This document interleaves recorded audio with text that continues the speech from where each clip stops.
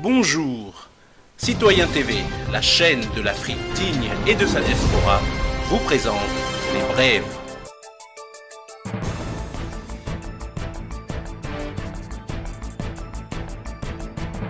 Soutien Afrique Média TV, vive l'Afrique, vive la souveraineté, le monde, c'est nous. Au sommaire, Côte d'Ivoire et pour finir, affaires Afrique Média. Tout de suite, Côte d'Ivoire avec le communiqué du FPI. Monsieur Afin Guessan est exclu du FPI et les actes qu'il pose n'engagent que sa propre personne. Communiqué. Front populaire ivoirien, le secrétariat général. Déclaration du porte-parole du FPI suite aux propos macabres de monsieur Afin Guessan à l'encontre du président Laurent Gbagbo. L'opinion nationale et internationale a appris par voie de presse que M. Pascal Afin Guessan s'est fait investir le samedi 8 août 2015 comme candidat du Front populaire ivoirien à l'élection présidentielle ivoirienne annoncée pour octobre 2015. Selon ses propos, rapportés fidèlement par la presse internationale, notamment Radio France Internationale RFI, M. Affi a déclaré qu'il est candidat selon ses propres termes pour honorer la mémoire du président Laurent Gbagbo. En attendant que les instances du parti ne se prononcent sur la forfaiture permanente et inacceptable du sieur Afin Guessan, qui continue de se présenter comme militant du FPI, forfaiture désormais doublée de ses propos d'une répugnante gravité, il est urgent de rappeler que, premièrement, depuis le 3e congrès extraordinaire du 30 avril 2015 à Mama, Gagnoa, M. Afin Guessan est exclu du FPI et les actes qu'il pose n'engagent que sa propre personne. Deuxièmement, le camarade président Laurent Gbagbo, réélu président du FPI par le dit Congrès, mais injustement détenu depuis novembre 2011 à la prison de la Cour pénale internationale CPI à La Haye aux Pays-Bas, est bel et bien vivant. Troisièmement, s'il lui plaît de cultiver son ingratitude et sa méchanceté envers le président ivoirien renversé par la France de Nicolas Sarkozy au profit de ses nouveaux alliés du régime Ouattara, rien n'autorise Afin Guessan ni à déclarer le président Gbagbo mort et enterré, ni à se donner le luxe macabre d'honorer sa mémoire par une pitoyable candidature, car Dieu merci, Gbagbo est bel et bien vivant. Quatrièmement, mieux, c'est pour son retour sur la scène politique ivoirienne que le FPI, l'instrument de lutte pacifique qu'il a créé, continue de se battre. Fait à Abidjan le 9 août 2015, Koné Boubacar, premier secrétaire général adjoint, porte-parole par intérim du FPI, lundi 10 août 2015. Tout de suite, analyse du CNC par M. Luc Michel. Je voudrais insister, moi, Jean de Dieu vient déjà d'en parler, mais sur le fait que ce qui se pose aujourd'hui, ce n'est pas la question de la décision du CNC contre Afrique Média, mais la question d'une part de l'illégalité dans laquelle siège aujourd'hui le CNC et la façon dont son vice-président Peter Essoka usurpe les fonctions de président et requiert illégalement la force publique, le sous-préfet, des commissaires de police pour faire exécuter des décisions qui sont illégales en droit. Ce n'est pas une découverte. J'ai été attiré hier par des courriers de journalistes camerounais qui appartiennent à une organisation syndicale qui est le syndicat national des journalistes camerounais. Et ils m'ont envoyé une documentation qui est très importante. De quoi s'agit-il? Le président du CNC, donc Monseigneur Joseph Bété-Ateba, est mort en 2014, exactement le 4 juin. Le décret présidentiel qui organise le CNC, c'est le décret 2012-038 du 23 janvier 2012, prévoit dans son article 15, alinéa 3, que lorsque l'empêchement du président du CNC excède un délai de 6 mois, l'empêchement à plus forte raison, la mort évidemment, le président de la République procède au remplacement du président du Conseil à la diligence du Premier ministre. Le problème, c'est qu'il n'y a pas eu de nouveau président nommé. Monsieur Peter Essoka, qui est vice-président, et vous constaterez dans les documents qui ont été émis pour la fermeture des bureaux d'Afrique Média à Yaoundé dont on peut d'ailleurs se poser la question du fait que la moitié de la presse camerounaise en disposait dès vendredi après-midi, il signe vice-président. Il a fait un intérim qui était légal pendant cette vacance de 6 mois, mais qui ne l'était pas après. Depuis donc le 4 décembre 2014, le CNC n'a plus de président, siège dans l'illégalité et, deuxième chose, le mandat de tous ses membres est également forclos. À partir de ce moment-là, toutes les décisions que prend ce soi-disant CNC, qui sont signées en tant que président faisant fonction ou intérimaire par M. Peter et Soka, elles sont nulles et non avenues. Le CNC a tout simplement perdu ce qu'on appelle sa capacité juridique à agir. C'est un organe illégal qui siège illégalement, qui procède illégalement. J'ajouterai que M. Peter et Soka usurpent les fonctions de président et que ça relève des tribunaux pénaux de la République camerounaise.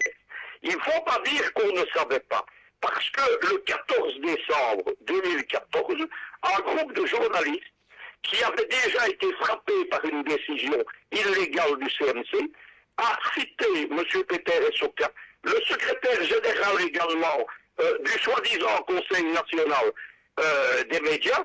Ils ont été cités pour usurpation de fonction et décision illégale devant le tribunal de premier instant de Yaoundé, siégeant, je le souligne, en matière pénale, parce que fait M. Peter et Soka, avec la complicité de certaines autorités, dont son ministre de tutelle. C'est une action illégale. Dans n'importe quel État dans le monde, M. Peter et Soka devraient être condamnés lourdement. Le tribunal, au mois de décembre, a donné raison à ces journalistes. Et pour finir, révélation au sujet du CNC par M. Jules Jaoué. Bonsoir mon frère Edna, bonsoir à toute l'Afrique, bonsoir aux confrères, aux copanélistes du côté de Yaoundé qui subissent cette machination de forces de l'obscur qui tentent de nous museler. Bonsoir, un vibrant bonsoir aux résistants panafricanistes qui ont décidé dorénavant de se dresser contre cette France impérialiste, contre cette France qui veut à tout prix maintenir le peuple, les peuples d'Afrique dans le noir, dans l'obscurité, dans l'obscurantisme. Mon frère, l'histoire se répète. L'histoire se répète parce qu'il y a quelques années, Pius Njawé avait vu sa radio fermée, embastillée, privée, de la même manière, avec les mêmes méthodes qu'on essaye aujourd'hui de museler Afrique Média. Mais oui, l'histoire s'est répétée parce que nous avons manqué d'audace quand cela se fut. Nous avons manqué d'audace. Et l'histoire ne se répétera plus parce que nous sommes en résistance. Nous sommes en résistance depuis hier. La résistance que nous prenons n'est pas celle de brûler, de casser, de bafouer les institutions. Notre résistance, c'est d'imposer la loi à ceux qui veulent bafouer la loi, à ceux qui veulent bafouer le droit. Parce que vous voyez bien, dans ce dossier d'Afrique Média, la décision de suspendre Afrique Média est suspensive dès lors que le dépôt, dès lors que nous avions reçu un certificat de dépôt du recours qui a été fait auprès des tribunaux. Alors, nous ne comprenons pas comment M.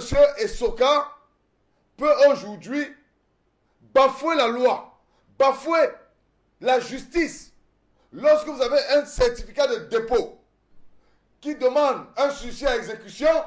En attendant que le dossier soit jugé, au fond, l'affaire est en stand-by.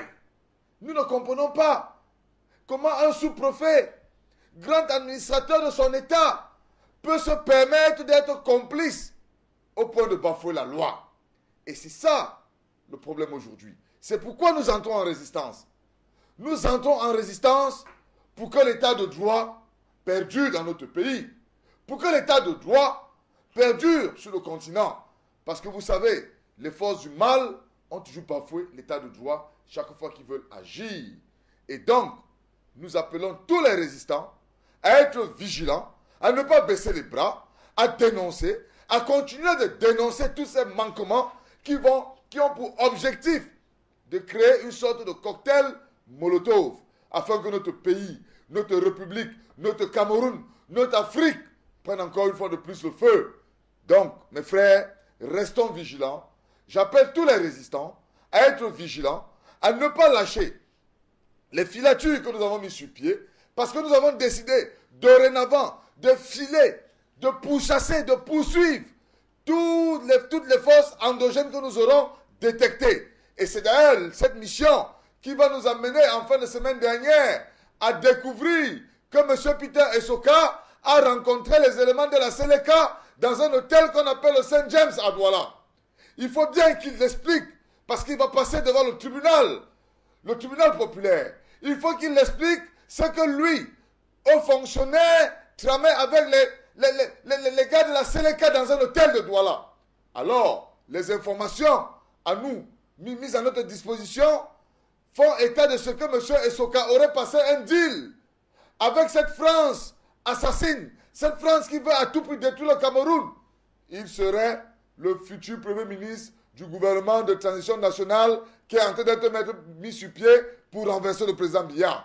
Et c'est pourquoi ce monsieur a pour mission de museler tous les médias qui vont défendre les institutions de la République. Aujourd'hui, c'est Afrique Média, mais croyez-moi, demain, ce sera notre média. Peut-être ce sera Equinox, peut-être ce sera la Nouvelle Vision, peut-être ce sera Vision 4, on ne sait jamais, mais je dis, le temps est à la vigilance.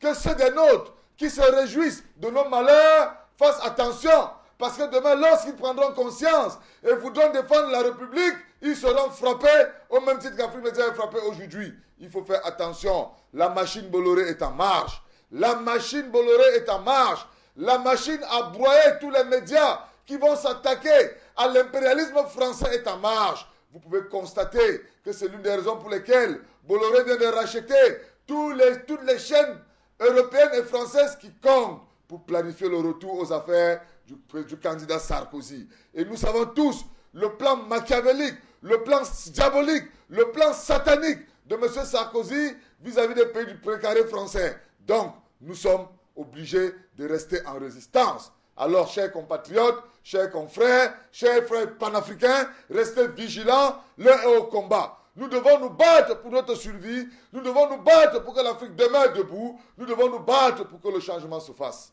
D'accord, vous avez compris avec moi que M. Jules Ndiaye est rentré directement dans le débat. Nous sommes déjà dans le débat pour ceux qui sont encore en train de rêver, de plein pied dedans, sans transition, sans porter de gants. Et ça me plaît bien parce que ça change un peu les choses.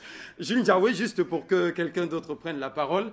Voilà, je pense, Stéphane Tchoumbouki faisait état de ce que, du côté du Cameroun, dans certaines localités, il y a des jeunes qui ont failli déjà prendre le chemin de la route, des rues, justement pour faire des massacres. Vous êtes justement une voie autorisée pour leur envoyer un message, rapidement.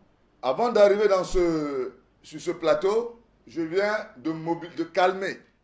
Il y avait à Douala 2300 jeunes qui ont décidé d'aller marcher à la place du gouvernement d'aller dormir devant la région. J'ai dû entrer en pourparlers en leur faisant comprendre que non, les forces endogènes, ce n'est pas cela. C'est ce qu'ils veulent. Les forces endogènes veulent justement que nous descendions dans la rue pour justifier auprès du président Biya de ce que nous sommes des fouteurs de troubles. Et donc, j'ai parlementé avec ces jeunes pendant 2 heures de temps. Je leur ai dit que la véritable résistance que nous devons mettre sur pied, c'est de continuer à sensibiliser tous les jeunes dans les quartiers contre Boko Haram. C'est de détecter, de travailler en étroite collaboration avec les forces de l'ordre pour détecter, pour dénoncer toutes les personnes étranges à leur environnement. Voilà la vraie résistance. Je leur ai fait comprendre que pour ce qui est d'Afrique Média, Dieu a toujours été aux côtés d'Afrique Média, parce qu'Afrique Média, c'est la voix du peuple. Et la voix du peuple, c'est la voix de Dieu. Donc j'ai pu calmer ces jeunes. Je leur ai dit que la véritable résistance, c'est contre Boko Haram. C'est contre Franco-Boko Rebellion. C'est contre eux la véritable résistance. Je leur ai fait comprendre qu'ils doivent tout de suite commencer à contrôler même leurs aînés qui sont susceptibles de basculer ou alors de devenir des forces endogènes. Ils doivent travailler en étroite collaboration avec les forces de l'ordre, avec la police, la gendarmerie et l'armée. Je leur ai demandé de mettre sur pied des stratégies qui vont créer des synergies pour qu'on puisse tous être soudés autour des institutions. Je leur ai fait comprendre que la véritable révolution que nous avons engagée aujourd'hui, c'est de préserver les institutions, c'est de démontrer à la France que ce qu'elle a fait il y a 20 ans n'est plus possible aujourd'hui parce qu'il y a une jeunesse qui est debout. Il y a une jeunesse qui a choisi